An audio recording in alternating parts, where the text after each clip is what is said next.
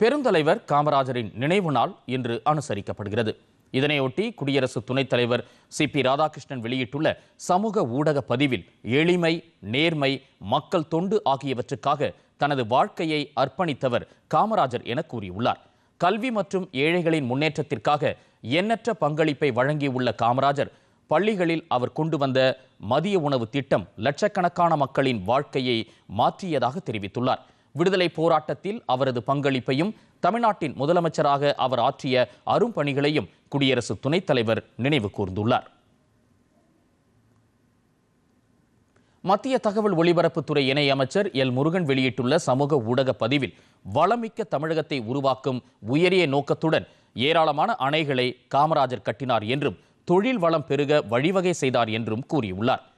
உணவில்லை என்ற காரணத்துக்காக நம் தமிழ் பிள்ளைகள் கல்வியின்றி இருத்தல் கூடாது என்பதற்காக மதிய உணவளித்த கல்வி கண் திறந்த பெருந்தலைவர் காமராஜரின் நினைவுகளை போற்றி வணங்குவோம் என எல். முருகன் கூறியுள்ளார்.